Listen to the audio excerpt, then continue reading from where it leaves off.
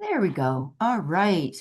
Welcome, everyone, and thank you for joining us this evening. My name is Colleen Rowland, and I am proud to be the president of the Association for Pet Loss and Bereavement.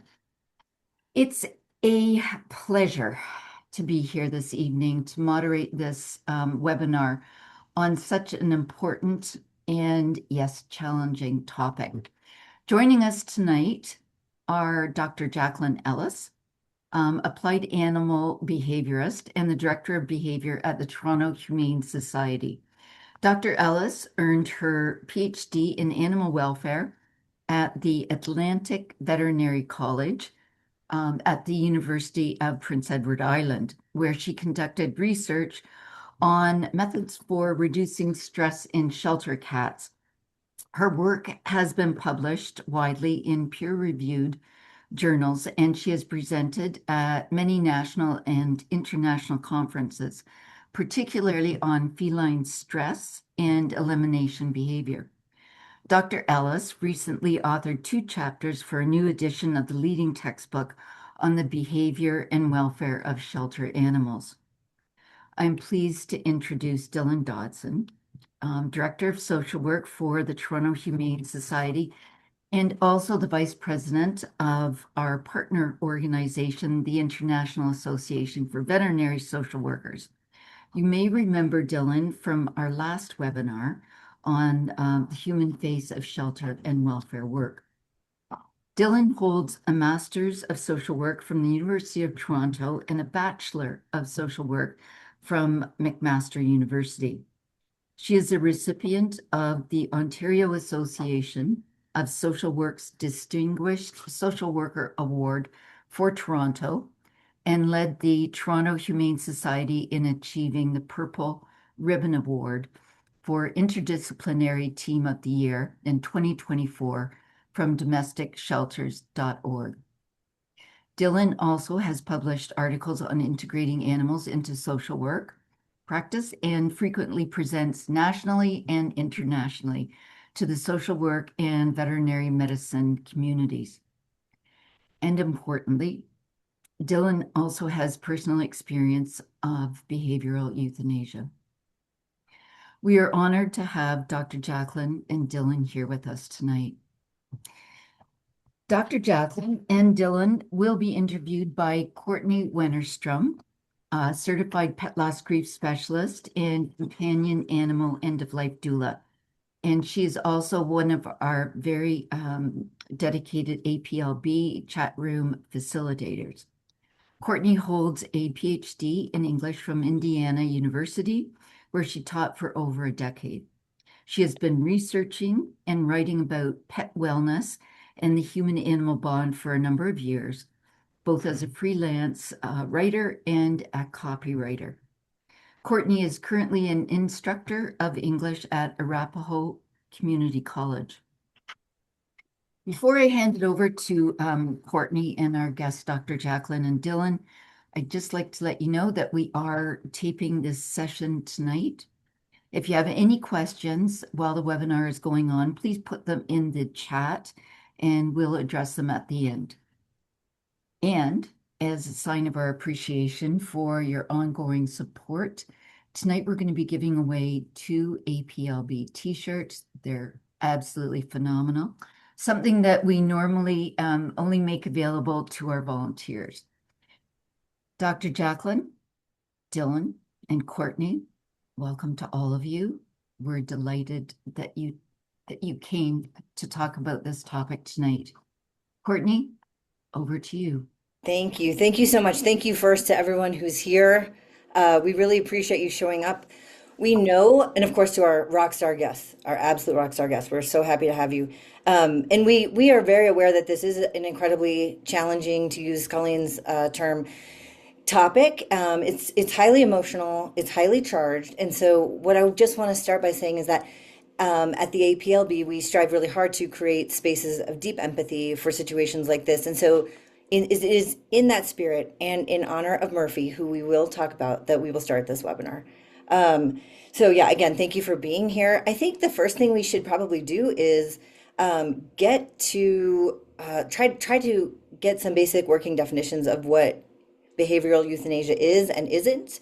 And maybe you could speak to that a little bit and talk to potential like misconceptions that the public might have in relation to this, just so that we can get a framework and see what we're working with here.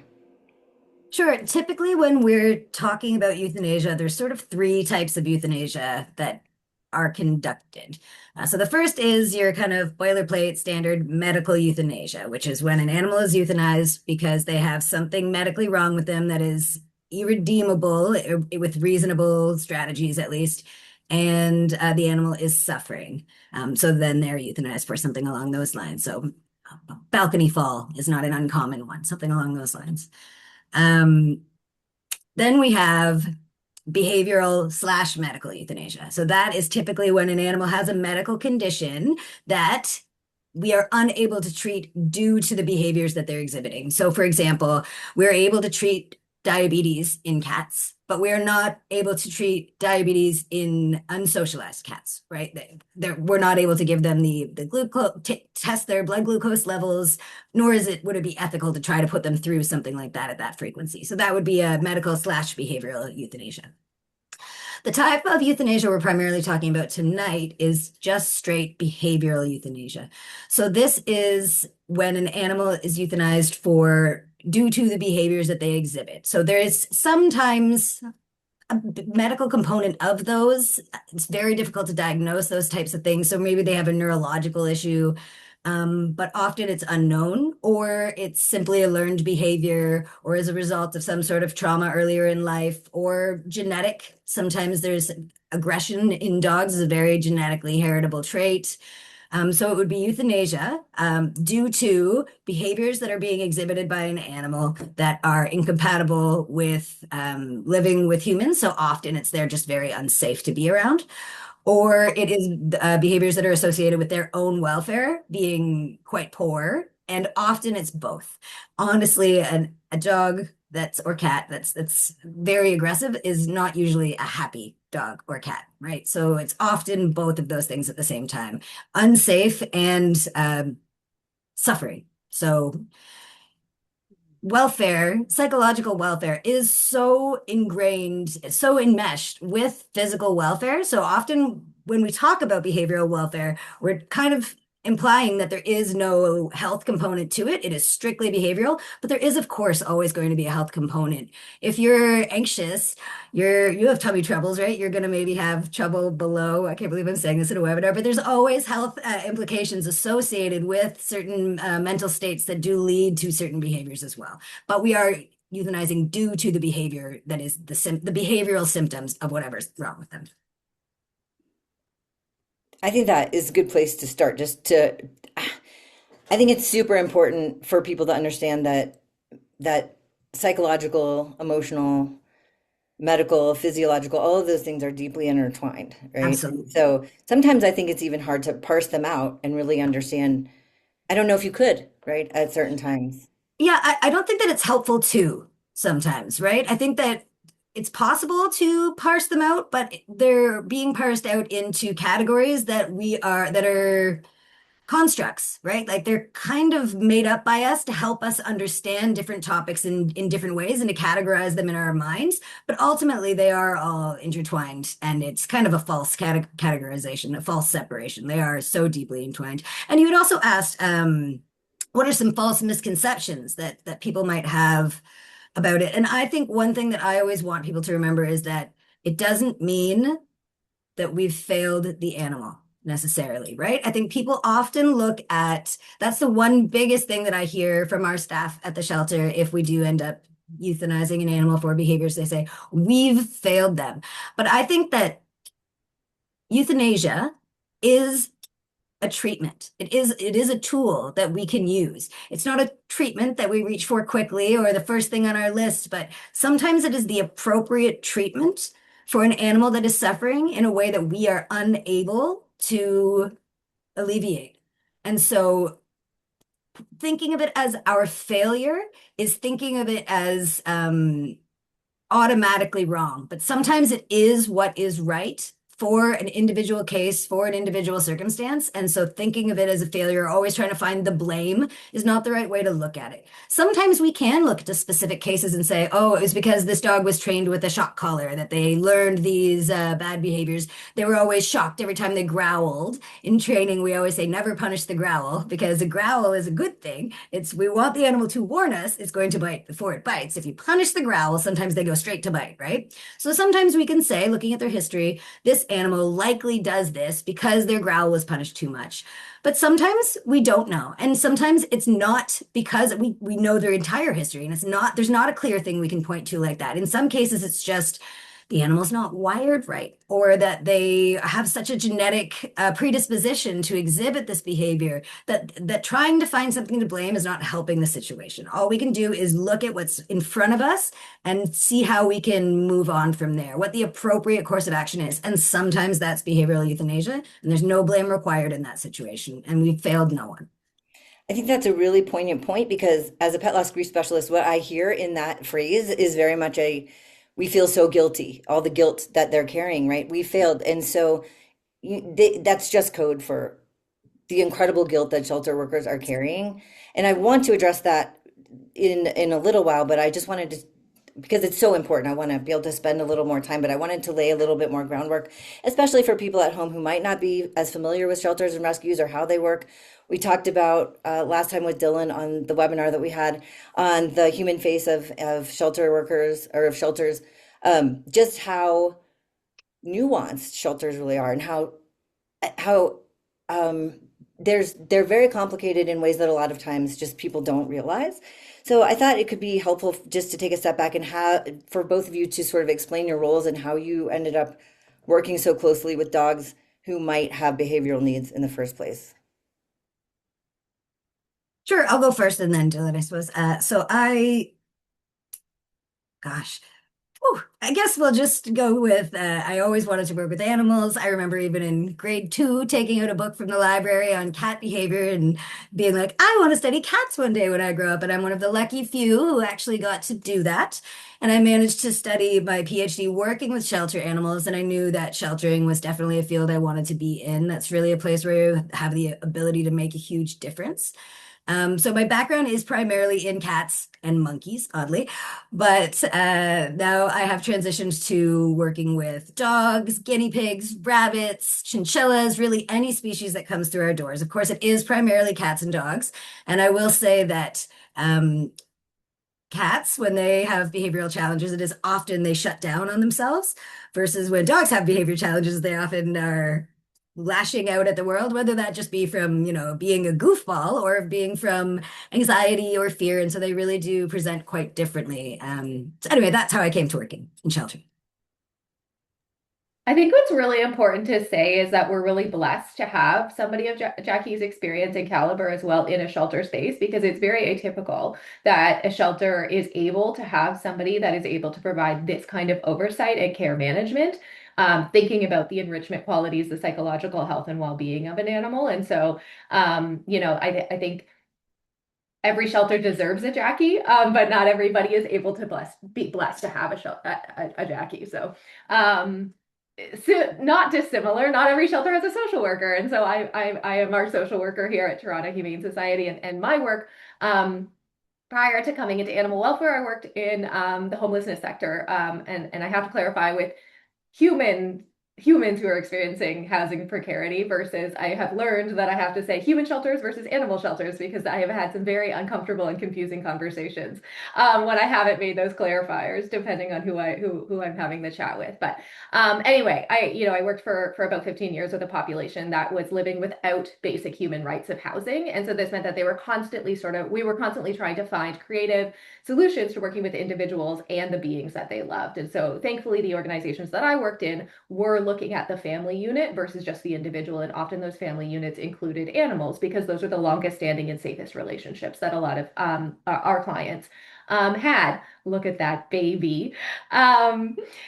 So many of the clients that I was working with were living in shelters or living outside. And so their animals were also sharing the stressful environments that they were experiencing, right? And so for some of these animals, this long-term stress was showing up as behavioral challenges.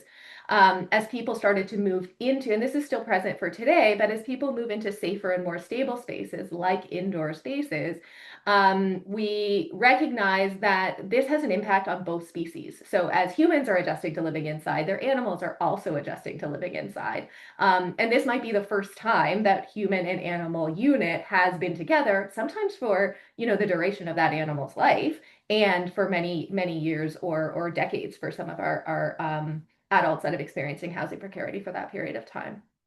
And so what we knew was that there's a huge risk that if we don't support the human in adjusting to being inside and living with other people and things of that nature, similarly, we have to offer and afford those resources to the animal, because otherwise the person might be, asked to leave the shelter. And so, then they're sort of having to retreat back to a lifestyle that they have shifted or changed from, right? And I think the other thing is Jackie and I happen to work in a really urban space. And so many people in our spaces live in a shared accommodations, right? Most people in Toronto live in apartment buildings. And so you've got multiple neighbors, many animals, you're densely packed communities. And so these environments, reactivity draws a lot of unwanted attention, right? So especially if a dog is large and loud, then it's really important to sort of think about whatever your housing experience is, that having an animal that has reactivity can create some difficulties. And so helping people be able to navigate those behavioral challenges together in the interest of trying to make sure that housing is safe. Everybody's living in safety and respectfully in the communities that they're in. So that's sort of my segue into coming into animal welfare and having having social work embedded in our space. What I love about hearing from both of you is just the passion and why you are doing what you do. And I know so much of what you do is just full of joy, and there's so much beauty, and you're able to really help animals get a second chance at life and help people find their soul pets and all of the good things. And I know that this is probably one of the hardest things that you face, both personally and professionally. And I know that there are also people in the audience who have dealt with behavioral euthanasia themselves. So thinking about that lens, I was just wondering if you might want to talk a little bit about the conditions under which this would even be considered, why it might be the most humane option, or perhaps the safest option. I know that you're balancing a lot. You're balancing the well-being of an animal, and you're also balancing public safety. So it's a lot. I'm assuming that you start with some behavioral evaluations, and I thought you might talk a little bit about what that process looks like. I'll stop there, and then I'll ask more questions after that. Let's stop for a second. I have a lot to ask you.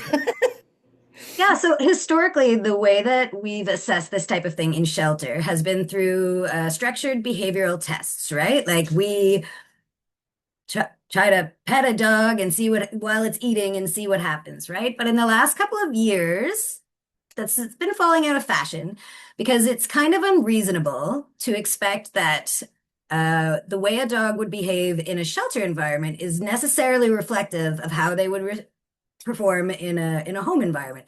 Despite our best efforts, shelter is a stressful place, right? Like there's separation from everything you're familiar with, coupled with exposure to all sorts of new things, new sights, scary sounds, new smells, and it's so overwhelming. And so they found through in research, some research has been coming out that shows that these tests are not necessarily predictive of, in fact, there's one very famous paper that's called No Better Than Flipping a Coin. So that some of these tests are actually literally no better than flipping a coin at predicting how a dog is going to behave in their next environment, in a home environment. However, the way they're behaving in a shelter is pretty predictive of how they're going to continue to behave in that shelter.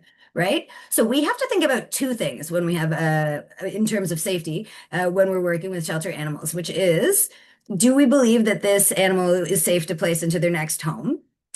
Which we have to assess other ways, which I'll go into in just a moment. But also, do we believe that we have an ethical responsibility to make sure that we're keeping our staff, volunteers, and the general population out and around. Like Dillon said, we work downtown Toronto. There's people there. So do we believe we're keeping our community safe and the staff safe and the volunteers safe while the dog is with us? Can we do that? So the way they're behaving in the shelter is going to predict the way they're going to behave in the shelter, right? There's things that we can do to improve that. So for example, they're probably gonna get a little safer after the first couple of days. Often animals have a rough landing and so we give them some time just to decompress. We can make sure that we are limiting their exposure to triggers that really make them feel unsafe or feel insecure and therefore become unsafe. Maybe we can put visual barriers up to make sure they're not seeing things that are freaking them out. We can make sure that we are giving them as much enrichment and positive interactions as we can, positive associations with things that they're going to need to interact with, specific equipment to help make sure they're safer on walks, walking them at quieter times of day. Like there's lots of things we can do to make them safer. But after we've employed all of those techniques, if we are unable to keep our staff, volunteers, and the people around us safe, that's a whole different story of what it is. What they might be like in a home is one thing. If we can't get them to that home while keeping everyone safe around us, that's one possible opportunity where that we might have to utilize behavioral euthanasia. Of course, we try really hard to get them out first. And then in order to make predictions about what their behavior might be like in a subsequent home, the best predictor of future behavior is past behavior. Of course, we can work on behavior modification programs to help reduce behavior issues that they are working with. And we can look at what their previous home might have been like. Are there triggers they were exposed to that we could find another home that might not have those triggers in order to try to place them more safely? But if, for example, we know that a dog in its previous home, which was a pretty low stress environment, just let's say a adult couple, no kids, house, didn't have to worry about going through walking like elevators and condos and all those kind of things, like just really that kind of like gold star home environment. But every time they left the door open, somehow the dog would run out and, bite a neighborhood dog or a neighborhood child or something along those lines. It's not unreasonable for us to think, I'm not sure that I feel ethically good about placing this dog because I can't think of a way where I'm going to put them in an environment where that's not going to happen. We always talk about management. So keep the door closed. Don't let him get through the door. That's the management that we would do to help with that problem. But it's not a question of if management fails, it's a question of when. So we have to evaluate what is the likelihood of the problem occurring and what is the consequence if it does. So I always give the example of my cat Wyatt. Every time I opened the door, Wyatt would run out the front door. So the likelihood was 100% of the time. But what was the consequence? Wyatt would walk 2 steps and sit down and look up at me. So I could just go get him and bring him back in. So the consequence was really low, even though the likelihood was high. But if we're talking about the dog in the situation I just described, if it's very rare that they let that dog, like that they accidentally leave the door open. Like sometimes, you don't properly close it and it kind of the wind blows it open. That's a rarity. But every time he goes out there, it's very likely if he runs into another dog or a child or even just a person walking down the street, that's going to result in an incident. That's above my risk tolerance, right? And that's up to every shelter and every person to really decide on their own. What is their risk tolerance? And for me, I would say I feel ethically like I would not be able to sleep at night if I knew that I had placed a dog where that was the likely outcome of such a small failure of management. And it's unreasonable to expect anyone to be perfect all the time, right? Like there's always going to be that day where you didn't sleep properly or you found out your mom is sick or something you got in a fight with your friend where you're just not running on all your cylinders and you're not working perfectly. And it'd be unreasonable to expect that you're going to do everything perfectly that day. But what are the consequences when you don't? And if those consequences are high, that's where I believe I would be making these decisions. So I feel like I rambled a lot there, but basically the way we determine the likelihood of that behavior in a future home is by looking at the history and how reasonable it is to keep them away from any triggers that might have caused those behaviors. I think that's a really important point because I have had friends who have kept animals in really precarious situations where like they were keeping their dogs apart by a baby gate or something. And that is really, like I said, it's really precarious. It's just a matter of not a matter of if but when, as you said. And things happen. Even yesterday, my 2 rambunctious huskies got out of my front gate because a delivery driver let them out. Just opened the gate and didn't see them. It's so easy for that to happen, and there you are trying to protect everyone. Uh, And so for your friends in that example, if they in their version of crate and rotate, if those two dogs get at each other, if what happens is there's a big scuffle and they might knock a lamp off and that one dog might get their ear clipped a little bit, that consequence is not the end of the world, right? But if the consequence is one of those dogs will severely injure the other one of those dogs, you can see how those two situations are just vastly different, right? And of course, that is the situation in a home environment. And as you're saying, like, if you have a well-resourced home and a pet is developing behavioral issues, you might be able to get a veterinary behaviorist involved. You might be able to do something. I know that in shelter environments, you have much more limited time and space and resources. And not everyone has a Dr. Jacklyn, because we can't clone them, or Dillon like we wish we could. So I know that makes a big difference as well. I do know that, again, in my experience as a pet loss grief specialist, anyone who has gone through this experience has done so when it was the absolute last resort, and with a lot of trepidation and a lot of pain, and a tremendous amount of guilt. So I think this could be a time to sort of revisit that concept of, having failed an animal. I just wonder sort of what kind of grief and guilt in particular that shelter workers face when this happens, because they're carrying this around. And I sort of, it creates sort of an ethical quandary, where you're trying to do right by everyone and you simply cannot. And I just wonder, how are there, as a community here, right? There's all of you at home who are watching and participating are incredibly compassionate animal lovers. It would be good for us to know sort of what shelter workers go through so that we can figure out how to support you.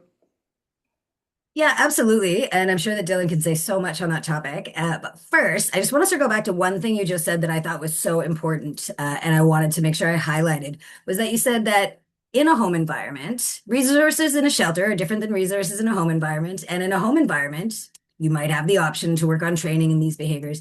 And yes, absolutely. Sometimes these behaviors are sadly made worse in a shelter because of how stressful our environment is. But also, sometimes these behaviors are absolutely things that if this dog developed these behaviors in a loving home with dedicated caregivers and resources, these sometimes are behaviors that theoretically could be improved. Maybe not to the point where you're never going to be afraid to shut the door. You're never going to be like, it's always going to be a heightened risk with this animal, but you can definitely reduce the frequency or the likelihood of some of these things occurring. But it is very difficult to work on these things, if not impossible, in a shelter, and very difficult to find a person who is going to take this on. Like, it's one thing if you have a person who already has this bond with the animal and is then can then be dedicated to working on it. But finding this person can often take so long, if at all. And that means the animal stays in the shelter for sometimes years. And while they're in the shelter, they're suffering. We are simply not equipped to meet their needs. The shelter is not made for long-term housing of animals, right? Like, we don't give them a consistent caregiver. We don't give them the amount of hours a day that I give my dogs. We're simply not equipped for that. So often they simply get worse, and then the suffering increases, and it's just but yeah, I wanted to point out that sometimes these are behaviors that theoretically could be worked with in a home, but you do need to have that resource of that dedicated caregiver. But okay, back to the grief. Yeah, it's tough with that as well. There's kind of two ways that that a person at the shelter can interact with the grief and the stress of these decisions. And the first is the more obvious one, I think, which is the people who spend the most time with these dogs. And I'm speaking primarily of dogs because it is more often a thing that we do with dogs than with cats. They they create such strong bonds with these animals. They really love them, and because they have such strong bonds with them, they often don't see the behavior problem directed towards them, right? Because not always, but often the dogs have really strong positive feelings towards these people.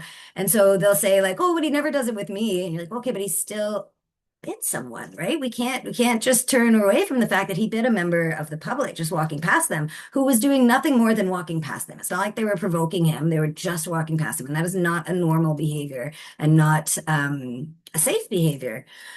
But so they deal with a lot of grief with these decisions and thinking that they failed the animal, thinking they didn't do enough to argue for the animal, thinking that if they had been just better at training, this wouldn't have happened. Being the person who's actually walking the animal when it bites a member of the public, which fortunately doesn't happen frequently, but it does happen too much. Once is too much. Then they can feel terrible. It can be common for other people to kind of blame them as well, and it sometimes is just a trigger stacking, we call it, right? Like I always think of it as like being a waitress. I was a waitress for many years. I think of a lot of things as being a waitress. You give me a plate to hold, no problem. You give me 3 plates to hold, no problem. You give me 5 plates to hold, there's going to start being a problem, right? And so once you have enough triggers, you're going to just go over threshold and no longer all your plates fall over, right? And that's what happens for these dogs as well. But the other type of grief is and stress with these decisions is the type that I experience. I'm sad as well, right? Like I also like these dogs. They're never easy decisions, but I feel morally responsible every time a member of my staff, a volunteer, or the member of the community are injured in a way that should have been prevented. We should, one injury is too many injuries, right? This is not, it shouldn't be. I mean, I worked in zoos before. No one was getting injured there. These are zoo animals, right? So in a shelter, sometimes we can see just a soft, fluffy couch dog and forget that that means that they all there's another side there, and we need to kind of respect it and I experience grief and sleepless nights, and it's not just me. Other people in these types of decision-making roles, we feel a lot on our shoulders when those happen. Dillon, I'm sure you have plenty to add to this question. No, I think you raise a really important point, Jackie, just coming from a personal lens attached to being a person that has, had to make the decision to no longer live with an animal that has reactivity. One of the things that I really grapple with is the guilt. Some people, I sometimes feel pressure that I did it too late, or that I did it too early, or that I did it at all. And so, sort of going back to what you were saying, is you feeling that degree of sort of moral distress. A lot of people in shelters will feel, because because they have a relationship with the animal, that they're incredibly stressed and experience grief and loss when there is not a live outcome for that animal. And the other side of that is, what are people experiencing that know I've seen this type of behavior before, and perhaps have been there for a period of time where X plus, 1 plus 2 does equal 3. And so that sort of waiting period to see how badly it's going to go is got to be so scary, and so much weight for people like yourself to carry around. So I mean, I think the other thing about shelter work, and not only shelter work, I mean, we know that grief is cumulative, right? Whenever we grieve an animal or another being, we are grieving the other beings that are no longer a part of our lives. Specifically in shelter work, we're seeing high numbers of animals, and so when we sort of like amortize that out, that also means that they're also going to be experiencing loss through death more frequently than the average bear, right? And so the fact that, the cumulative number of animals and the cumulative number of relationships that are positive and enjoyable and happy when they get adopted is higher than the average bear. Likewise, the inverse is true as well.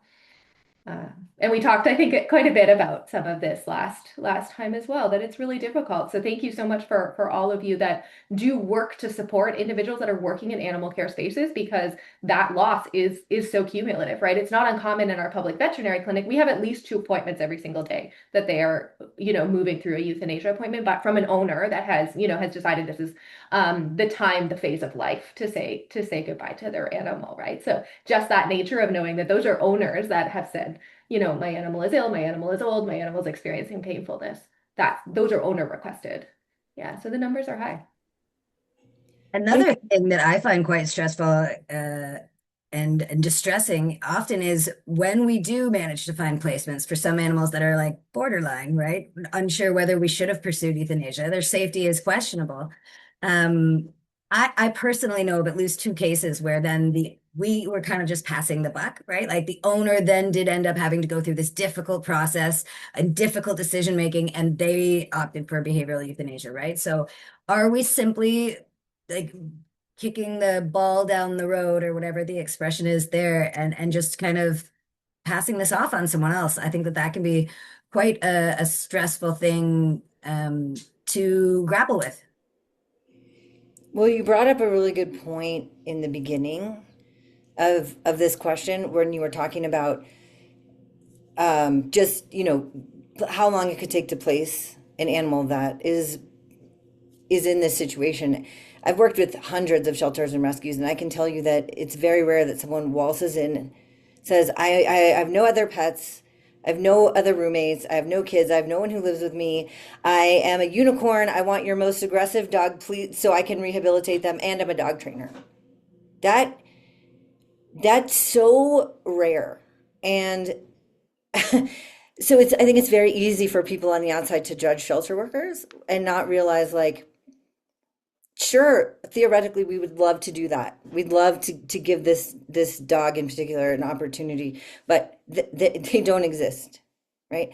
So I think it's very important to realize that, and it it raises really important questions because even kicking the can down the road or whatever it is, kicking the ball, raises other important questions too, because and Dillon can attest to this, and you might, if you feel comfortable, maybe share a little bit about your circumstance. But even animals who are in dedicated, well-resourced homes can get to a point where there is nothing left to be done.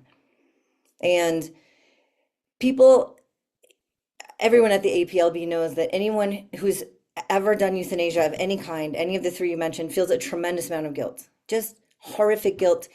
Even when you were doing this to release your beloved pet from incredible suffering. I don't know anyone who's just like, yeah, I did that and I don't feel any guilt over it. They are racked with guilt, just so much pain. And in a situation like this, not only do you have that kind of guilt, you have an extra added guilt of knowing that you had to make the decision sooner than you would have liked, and that you probably didn't know what else to do. You have all of that on top of it. And you also have people judging you. So I know a lot of friends who've had to choose behavioral euthanasia who received incredible judgment. And so one of the things I just want to say is I think it behooves us all to really listen to what people have gone through before they've made this decision in the first place, because often it's harrowing. And Dillon, I think you'd be a perfect person if you would like to share some of this, maybe what happened or what you did to, or maybe how you felt about it, because I think people really need to understand these decisions are not made lightly. Yeah, no, you're absolutely right. And I'm feeling like I'm in a pretty good emotional state, but I appreciate everyone's grace if that shifts or changes in any moment. But yeah, I mean, you're absolutely right. This is, it's not about it's not about sort of giving up. It's actually just about trying to make the safe decision at that point in time. And I think that that's really important. And most families, mine included, have exhausted every option. And I recognize that I am actually that unicorn that you're talking about. I didn't know what I was getting in for, but I was, two adults that live in a house. We have multi levels of our house. I have a fenced yard. I have access. I work in a facility that has access to trainers. I'm able to access, knowledge and information. We've had animals before. None of them had Murphy's challenges. But we were willing to work with him and pick up on sort of learn his language, what he was telling us, which was completely different than any other dog that I'd ever encountered before. And we had space, right? He could move away from us, we could move away from him. And we had this was a decision that we came to after multiple trainers, multiple behaviorists, multiple different facilities, multiple different trainers at different facilities, lots of visits to vets, a variety of different medication trials, right? We had some medications that actually made him worse. that his body reactivity was worse. We actually got him as a foster at 5 months old, and so he was a young guy. He wasn't, we didn't know what was going to unfold, but what we did know initially was that there was clear responses of fear around people. So his first indication was he would urinate whenever we were near him. And that's when we picked him up, right? And it was COVID and all the shelters were closing. And so it was sort of like, okay, bring him home, and we had our old faithful lab at the time. And so they seemed to sort of get along, as much as me, layperson, would sort of know. As he got older and bigger, we started to see shifts and changes, like thresholds started to be problematic. So somebody could leave a room, but when they came back in, there was sort of that like barking, and then barking progressed to like lunging and then running at the person, right? And so it was sort of this slow burn where I was sort of like, oh, that's not behavior. But not having had dogs that had these kinds of responses, there was no sort of like growling attached to it or biting attached to it at that point in time. And so there was sort of these messages that now I understand were really indicators of like very abnormal behavior. But I sort of credit it to, he sort of grew up in a northern community, and we don't really know what his exposure was to other people. And he's come down to Toronto, an urban center, and there was sort of all of these explanations, and those might be true. I have no idea. But back to Jackie's point, right? Like sometimes we just don't know, right? If there was a genetic component to it, if there wasn't, if it was learned behavior, I'll never have those answers. We just learned how to manage, right? And so we had, baby gates going everywhere. We had, sort of like, I'm coming around the corner. We sort of came up with all of these strategies. There was a period where we couldn't touch him for a few months because he was incredibly body reactive. And this is as a little guy, right? It's like, a couple of months, a year old. And you don't most people don't get a dog because they don't want to at least pet their dog, let alone cuddle. But we're like, okay, we'll read the signs. At Toronto Humane Society, we have a 3-pet rule: pet them, give them a break, pet the, and sort of give them the opportunity to consent to that. So those were all trainings that I had access to. And so, we did the trainers, we did the medication trials. The other medications were really making him really dopey. And the things that we did know that he had high quality of life related to, he, loved being outside. Snow was his thing. He wanted to be outside all the time. He wanted to go for walks. He loved other dogs, was very reactive to people, but really got on well with most dogs. And so that afforded us the ability to foster a lot, which was great because we couldn't have anybody to our house. We had, signs up on our doors and our fences that say, safety is a risk. We've had multiple bites. We almost had an order from the city. Um, uh, and so, there were certain parts of our house that we just couldn't go anymore if he was anywhere near those locations. Everything had to be incredibly thoughtful, and we were really willing to do it. We had environmental management, we had safety protocols, he was muzzle trained. Eventually, we were finally able to start to go on vacation and actually go to family events because we could leave him alone because we actually had a registered vet tech that would come and stay with us, and he accepted her. That was a huge relief because for several years, we just hadn't left the house. In actual truth, like that's not a colloquialism. That is just how we were living our life. And I remember saying to Jackie once, we were flying somewhere and I was sort of getting to the idea of like, goodness, this is a lot, we're 6 years in and I'm getting a little bit, I don't know, right? I'm not sure, of how he's feeling about this. We're trying everything and we're not, we're okay, but I worry. And I remember saying to her, my partner and I have an agreement that if there's another bite, oh, there's my Murphy. Oh, um, when there's another bite, that will be the time. And unfortunately, that's exactly what happened. We had another bite, and it was to us. And he had bitten us before, but we sort of always chalked it up to we didn't see the signs. We rushed him, or maybe there was something that had happened for several days in a row that we didn't pay attention to. Doing the backtracking and doing that trigger stacking, trying to figure out what we did to elicit that. And that day we didn't. We couldn't come up with all of the variables, and it was really scary. And my husband was able to put a bunch of furniture in between him and Murphy that was coming at him. And we were able to get out reasonably, that's so nice. Thank you, everybody. Reasonably safe. But what we realized in that moment is that there wasn't enough pause. He didn't have the ability to recognize who we were in those moments because he was just reacting. And so that was really scary for us after 6 years, right? So it's a really hard thing to go through. And I'm 6 months out, and I don't want to take more time than this, but um, I've euthanized other animals for, medical reasons, things like that. And I'm certainly not intending to compare grief. What I will tell you is that my grief is stronger now than 6 months ago. 6 months ago, once we said goodbye, it was really hard. But we had so much relief. We realized how much of a, I don't want to say prisoner, that sounds so dramatic, but how thoughtful and calculated we needed to live. Everything needed to be thoughtful. And we didn't realize it because you just adjust, right?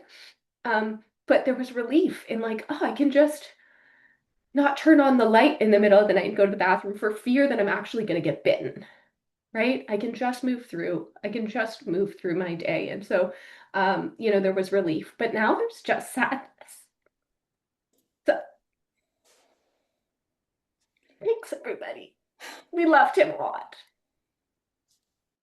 Dillon, first, thank you so much. I know we're all really appreciative that for your vulnerability and your willingness to share your story because I think people need to understand what's at stake.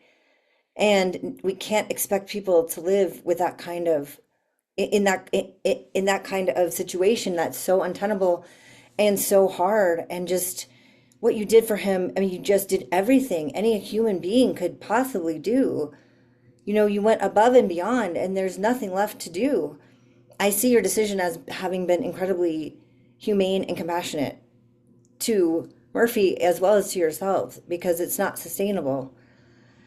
And I I really think appreciate that. I wanted to just add one thing, something that, I had a friend, a dear friend that asked me, and she's a registered vet tech, and she said the one thing that she said that helped me so much was, um, if you had a medical emergency, could emergency services get to you?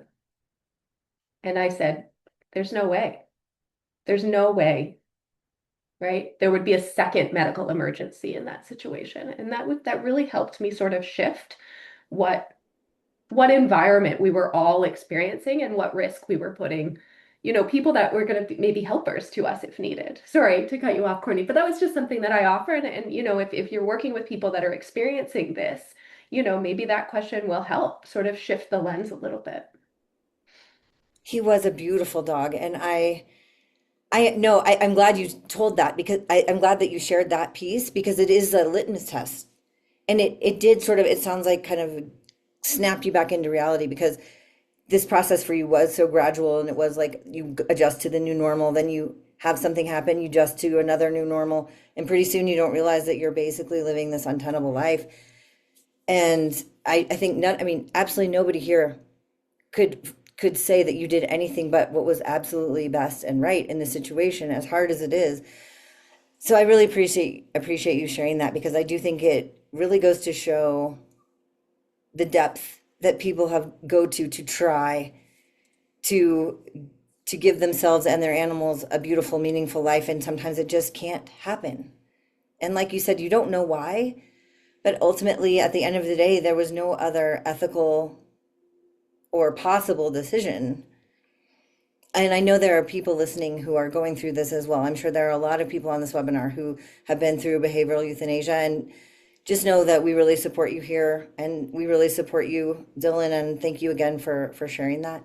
Well, I just want to add to that too. Like usually when we're talking about behavioral euthanasia, we're talking about safety or welfare. And as I said, they're often intertwined. And like in Dillon's case, like it's so easy to hear that story and think about the safety. But like I said, dogs that behave like that, they're not happy, right? Like that's not a happy dog. I always use this concept, which was taught to me by my human therapist. So possibly some of the people on this call are much more familiar with this than I was, but the window of tolerance, right? Like this is like as long as you're living between these bars, you can cope with things, right? If you get pushed above your window of tolerance, that's when you're reacting, like that's when you're going above your threshold and you're responding with kind of reactivity or the fight of the fight flight response. And if you go below, that's when you're kind of shutting down, right? And if we are well adjusted, our window is wide. But if we're not well adjusted, our window shrinks. It's quite small. And it sounds like Murphy had a small window, right? And he was just so easily pushed above into his fight category, above his threshold. And that is a negative welfare state, right? That is poor welfare. If you're constantly above threshold, and he had all of the Dillon did everything for him to try to increase his window, right? Everything. His window, most dogs' window in that situation would be quite wide, and his just wasn't. For whatever reason, he couldn't extend it. So it's not just the safety; it's what the safety represents, which is the poor welfare of him being pushed beyond the limits that he could handle.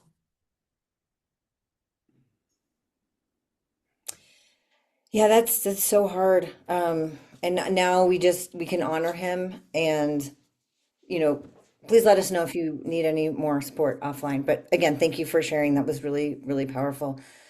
Today's conversation really brings up another interesting point for me, which is that, I network a lot of animals online who are at risk for euthanasia. Most of them are not behavioral, unless they're experiencing kennel stress. But I think there's two things we're trying to do. We're trying to raise awareness for this issue and to bring a lot of empathy and compassion to it. But I also want to say, obviously, there's so many shelter animals who are great. So we don't want to deter people from adopting and rescuing because most of them are amazing. And one thing that just dawned on me is like, if we don't, like Dr. Jacklyn, if you didn't do your job and protect the public, then shelter animals themselves, other ones who are highly adoptable, could get a bad reputation and there could be severe backlash against the animals who truly are adoptable. I'm sure you must consider that as well. Whoops. Sorry. I said absolutely. The last thing in the world we want is for people to think that shelter animals are damaged goods, right? Like that the only reason animals are in the shelter is because of behavior problems or because they've been in the shelter, they've developed behavior problems. Of course, all of these things are possible. Of course, some people are surrendering their animals due to behavior issues. And of course, if the longer the animal is in the shelter, it is more likely to develop some sort of kind of problem as a result of that. But there are so many, the vast majority of animals that come through the shelter are just delightful, right? They are a joy to be around. And even some with like some of the more moderate behavior issues are really not. Like my dog asked to go out and during this webinar. I was unable to sit through an entire webinar without letting my dog outside. That's annoying, but it's not what we're talking about, right? And it's these extreme cases that have the potential to kind of give shelter pets a bad name. And I saw someone in the chat mentioning Losing Lulu on Facebook, which is an Yeah. absolutely fantastic support group. I cannot recommend it enough. I'm in it just to keep me humble, to remind myself what it is that people are going through all of the time. When we are passing the buck or when we are assuming that these are going to be successful, just to remind myself what's really happening out there.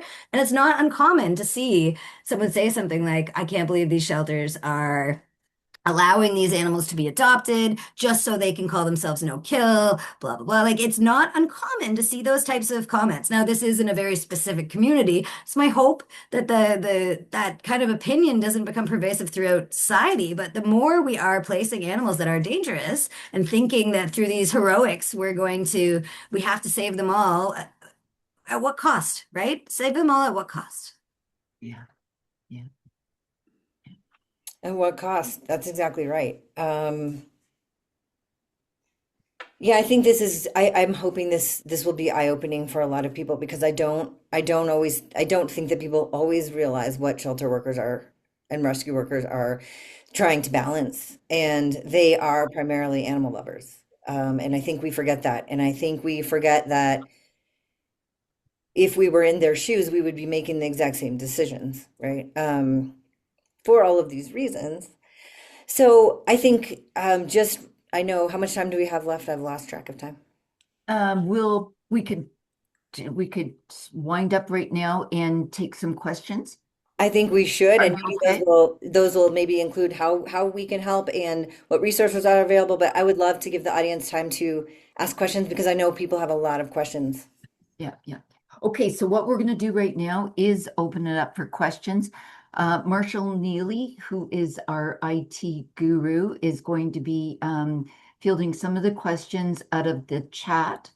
And then if you have questions and you didn't put it in the chat, raise your good old virtual hand, and then he'll call on you and you unmute yourself and you can ask your question.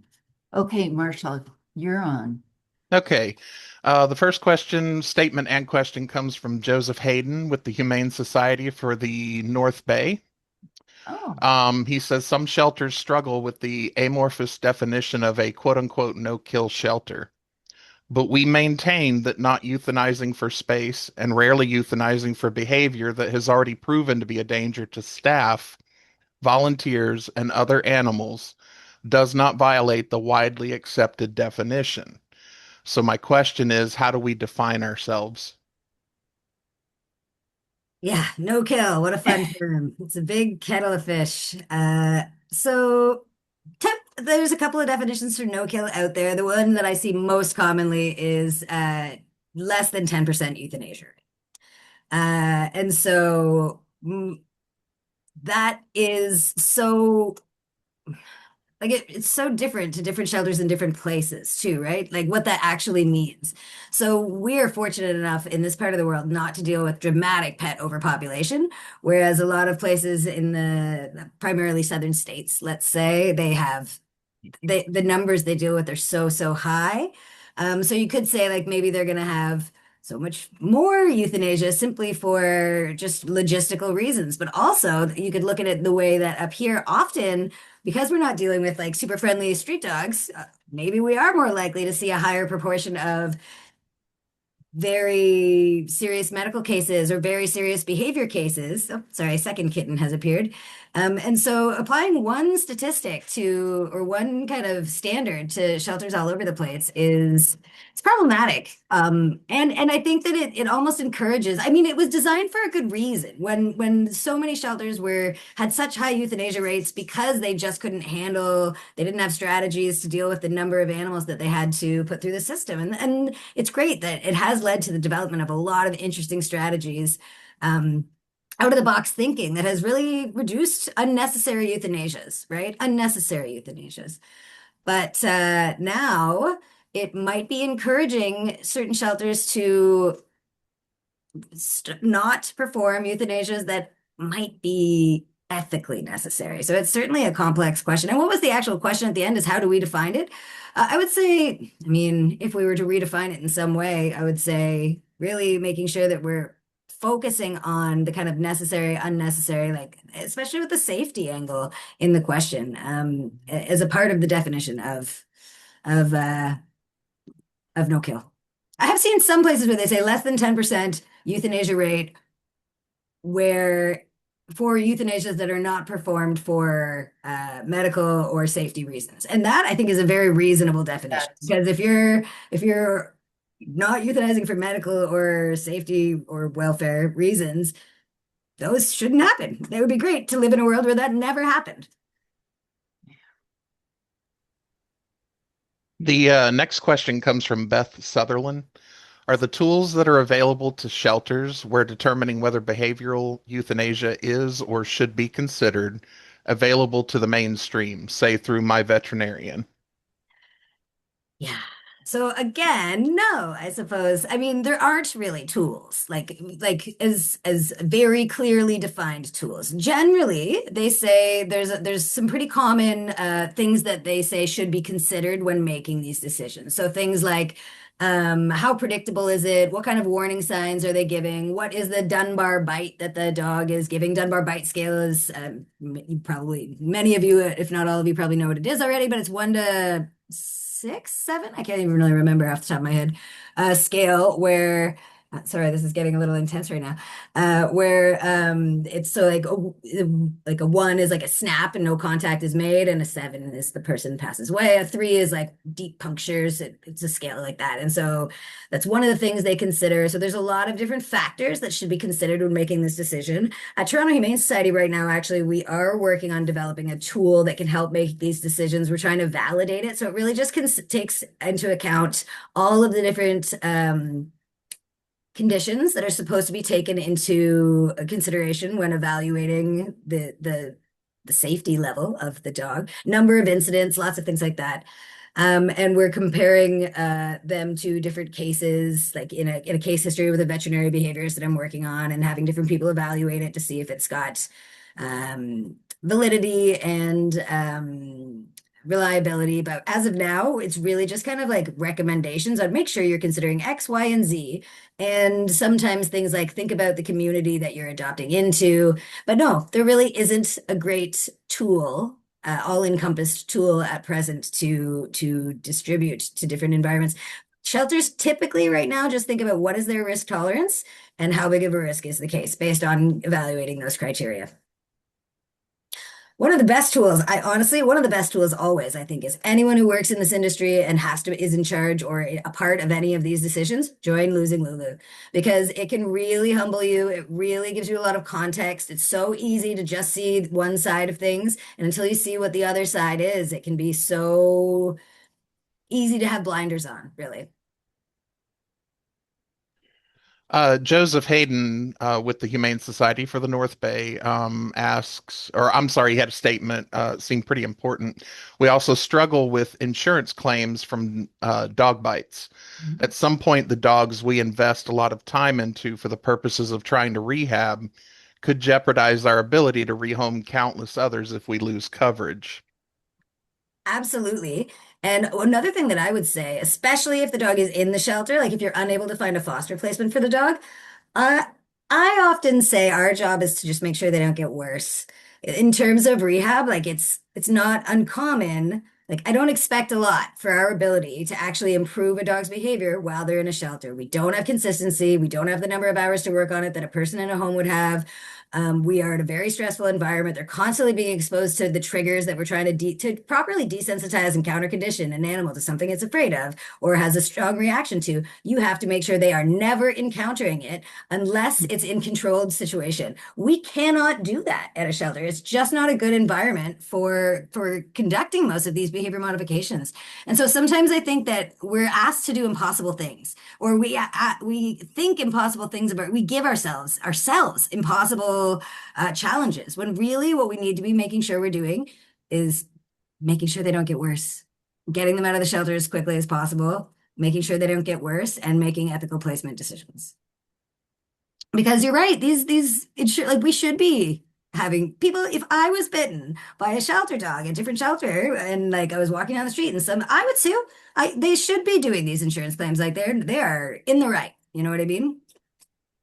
I just wanted to add to that. I know that we're at time, but I wanted to add to that to also just as the person that then has the animal, right? So the individuals that you are probably supporting, or maybe you have them yourself, but also does your insurance cover dog bites? Like, will you lose your home if there is a dog bite, right? What is the risk to you if that dog, when management fails, as Jackie says, what kind of risk are people carrying, right? And so I think it's really important. I think the only other thing is like, I'm sure lots of people work with the quality of life scales, but those are very adaptable, right, to behavioral, right? Because you're looking at anxiety and stress and social interaction. You're looking at hydration and nutrition, right? A lot of these dogs have issues with eating because exactly like Jackie described, that there's high fear, there's high stress, there's high anxiety. They may or may not, they might have wonky eating systems, right? A lot of dogs, when they're really stressed, won't eat, right? You can't distract them with treats and those kinds of things. But joy and engagement and overall comfort, right? Those are all things that if we look through the lens of not just from a medical lens, but from, the other sort of psychosocial lens, is the dog just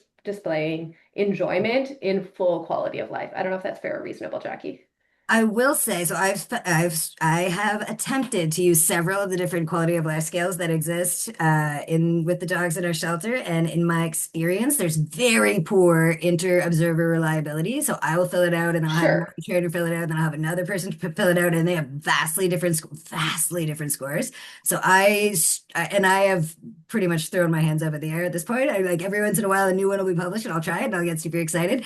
And if anyone finds one that works really well, oh my gosh, I would love to use it. Having these tools is so useful. That's why with the tool that we're developing at Toronto Humane Society for just like risk of bite, I'm putting so much work into making sure it's reliable and that it's valid because I have struggled so much with these tools in the past that I'd hate to put something out there and then just have somebody else struggle like I'm struggling with it. But yeah, if someone ever finds one, please email me immediately. But there are at very least ways to conceptualize. You know, sometimes you don't Yes. really think about certain characteristics or certain qualities, and at very least, it can be a good way to get your mind thinking about quality of life when you're evaluating.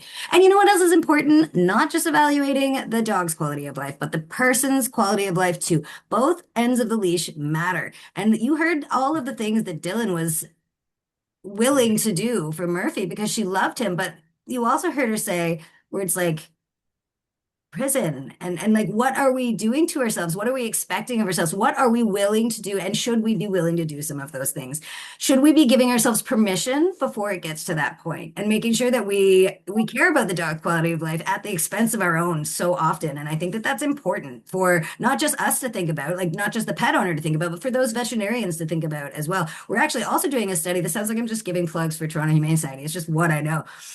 We're doing a study right now, us and 7 other shelters around North America are doing follow-ups on dogs with bite histories who were adopted out to see what their like recidivism rate is. How often are they continuing to bite? In what contexts? And we followed up with a group of dogs that did have a bite history and a group of dogs that did not have a bite history. And we're comparing not just are they biting again, but what is the owner's quality of life? We found some human quality of life scales that we're using there, as well as some dog behavior scales that have been quite well validated, looking at the level of aggression and so I'm interested to see what that comes up with. We'd love it if you would share that with us when you, Sure, absolutely. we want I'm to know. excited to see the results. We want to know. Kim White asks, how can we, in a proactive way, address the inbreeding, poor breeding that results from the puppy mill industry that often leads to dogs with behavioral mental health issues? That's a great question. I will say it's a bit outside of my wheelhouse. I don't really know the answer to it. I think HSUS, which I believe has changed its name to something else, something. Do you know what it changed its name to, Dylan? HSUS? Uh, Humane World for Animals. Humane World. Yes, Yeah. Humane Thanks, World for Colleen. Animals. I think they have a big like activism wing that works specifically with puppy mills. So that would be the first place that I would direct someone to who's interested in those resources. But I'm not sure if anyone else on the call has a better answer than that. Our next question is from Farah Mostow. How do you deal with a shelter that will not euthanize no matter what? At what point is it crueler to leave a dog in a cage indefinitely or to euthanize the dog? And if so, how does one decide? Oh my gosh, such a tough question. I mean, the answer, first of all, is not to blame or point fingers, right? Like you're never gonna get buy-in from someone if you make them feel like you think they're a villain.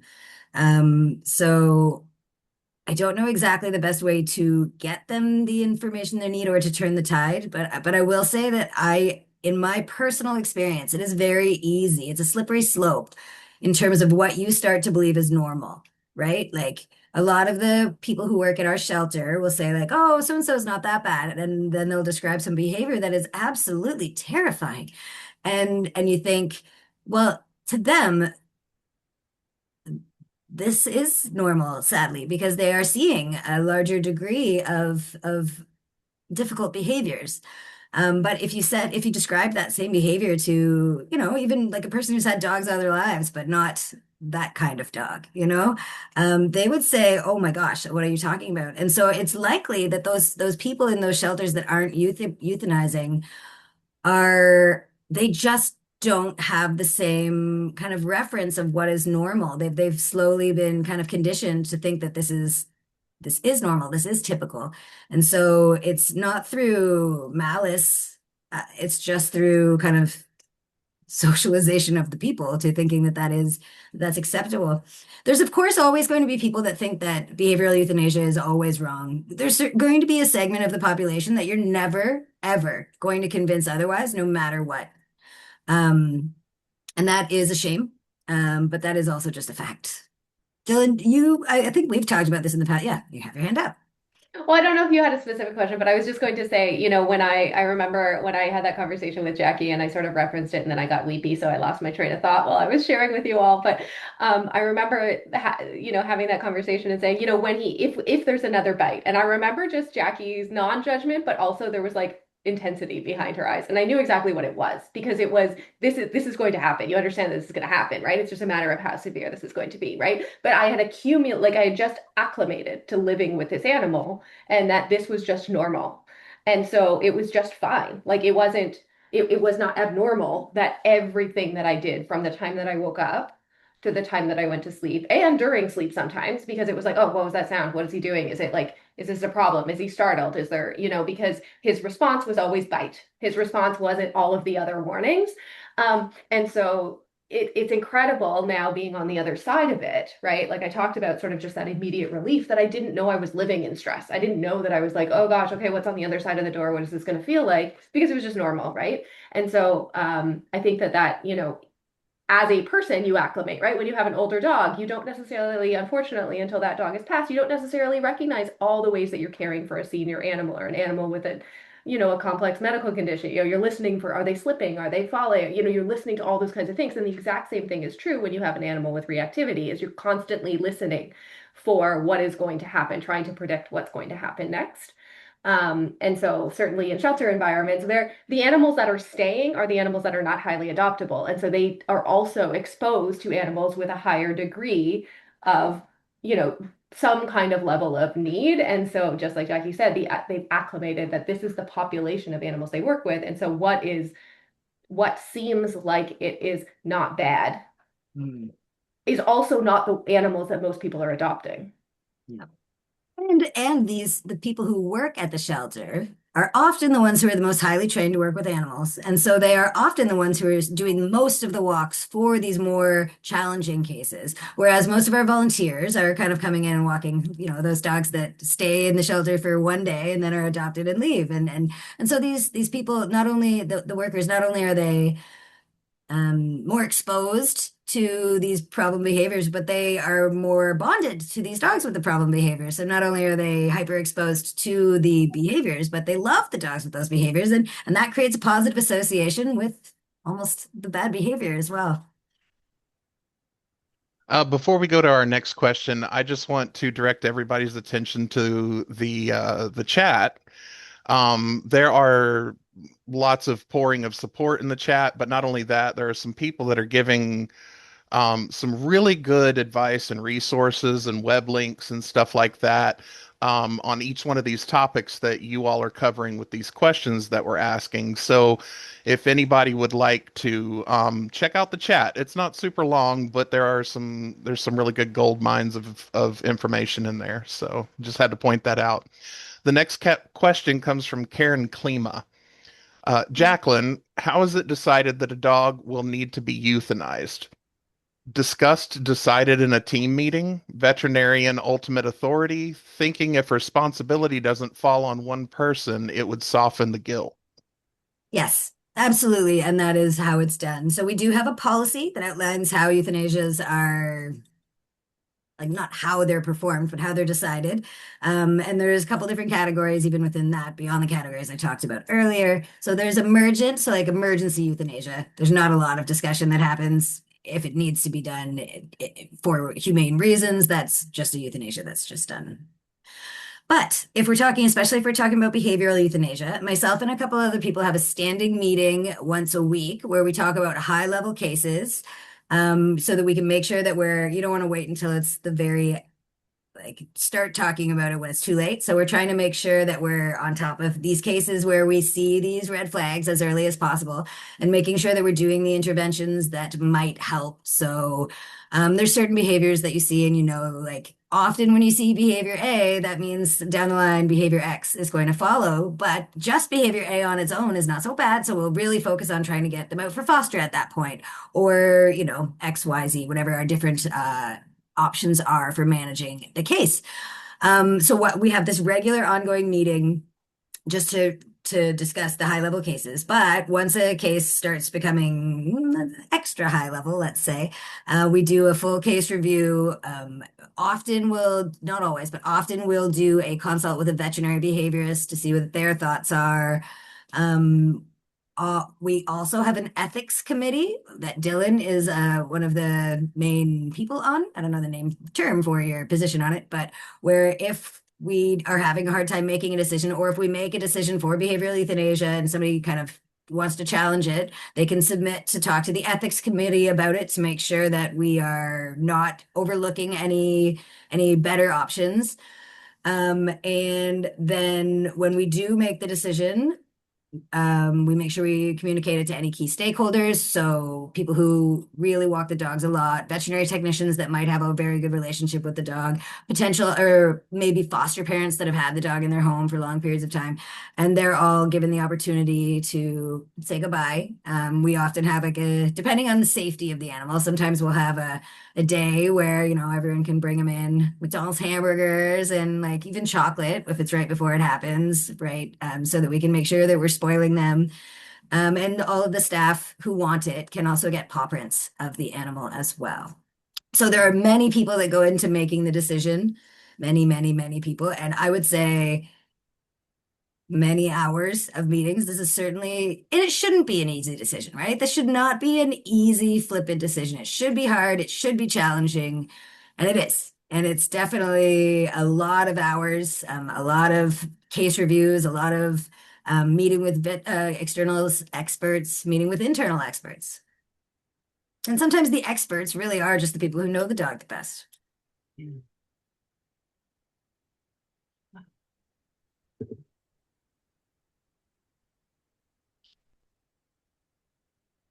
Marshall. Yes. It's 8:17. So I think that will be the last question for the evening. Sure. I mean, I have two more, and but yeah. So depending on if you all have the time or not, it's up to you. Dillon. Yeah, 2 more questions is fine with me.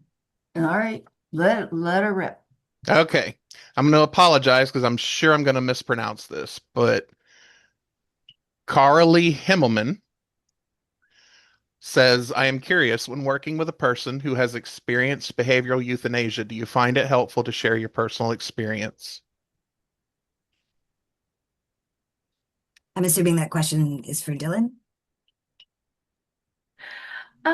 Yeah, I mean, I think it's like, I think it's always based on the context and the situation. I think personal shares and personal disclosures always need to be for the intention of the person. And so if there is a reason that relatability can be helpful, I think that sometimes, may help that alignment, right? Where when we say, ooh, I really, I get the sense that you're feeling X. And I'm wondering if you're feeling Y. It might be appropriate to, in those moments, say, this was something that I've heard before, or this is something that would you be interested in hearing? I actually have a similar experience. Would you like to hear about a little bit about that, or what you're reminding me of? Or this was something that I experienced, and I'm wondering if that's something that might be coming up for you. But I think it's all, self-disclosure is always really, really important to be used incredibly intentionally for the benefit of the other person, and making sure that it isn't about, us finding alignment, but about the intention behind making sure that it's going to be a value add for the other person. And then sort of seeing, sometimes asking that permission piece. Would it be interesting to you to hear about something I've heard from other clients? It might be our personal experience, but we might shroud it in the idea that we've heard it from somebody else because it's a relatability factor, right? Um, so I have before when I've been able to sort of judge, that piece where there is a lot of shame attached to that decision. Sometimes it's sort of like, you know what? I'm wondering if I can share a personal experience that I've had. Would this be of interest or helpful to you? And then somebody says, you know what, no, or just sort of like tossing it out there, like when I was in this room, this is what I felt. How's that landing with you? Right? So I think it's a therapeutic tool that can be used really, really wisely and can be used really and can really be profound um, when used intentionally. And also to not fall apart, right? So what I did tonight, probably not going to be best with clients. Oh,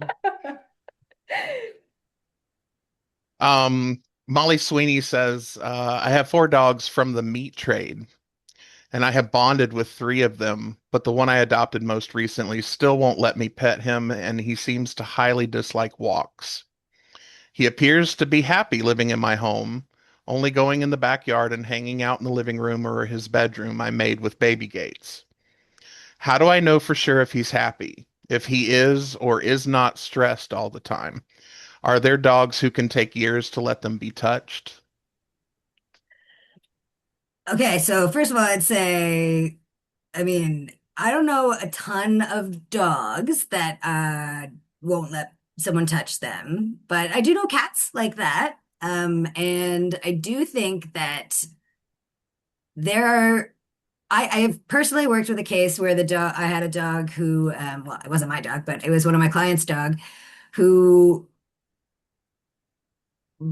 would not would never go on a walk, could only go into the backyard. And it used to be a foster dog with us at Toronto Humane Society. Eventually they ended up adopting them.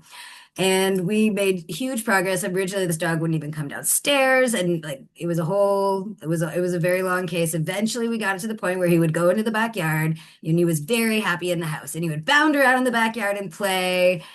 They could pet this dog, but my point is that there were people at the shelter who were quick to say to me, "This dog has poor welfare. They can't even take it on a walk. It has poor welfare." And I was like, "Well," I'd show them the videos, and they're like, "Oh, actually, that is not what I was picturing that dog to be like at all. Like it's snuggling with them on the couch. It's like playing all around." And so I guess what I'd say is a dog doesn't have to do A, B, and C necessarily to have good welfare. It just needs to experience joy. I think what the people who were telling me this dog had poor welfare was what they were picturing was this dog kind of cowering in the corner all the time, which was not what was happening. Um, it can be tricky in some of those cases where they're not presenting like a dog, you know?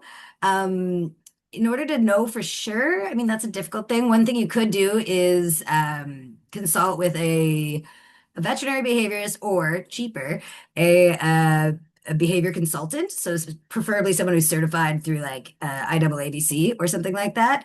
And have them kind of do a virtual consults and evaluate to help walk you through evaluating the animal's welfare on a number of different categories. Because it could be tricky. I couldn't tell you just based off the information that you've provided there, but I can say it doesn't necessarily mean no, and it doesn't necessarily mean yes. Okay, that's it from me. Thanks. that's it. Wow. Okay. I'll close with these guys. Dr. Jacklyn and Dillon and Courtney, thank you so much. This was a really, really powerful and very insightful webinar. The topic was really quite good. So thank you very much. And Dillon, really, you shared a tough story with us. So thank you very much. Before we conclude tonight's session, I just want to say the names of the 2 people who won the t-shirts. And the first one is Emerson Garant, and the second one is Wayne Peterson. So we'll be in touch to get your address and your size on that. And the one last thing is, everyone, we hope that you'll just take a couple of minutes to complete a really short survey about tonight's event and just let us know. We can only continue to get better if we have some feedback. So a link will open in the browser, and good night, and thank you very much for joining us tonight. It was great having you.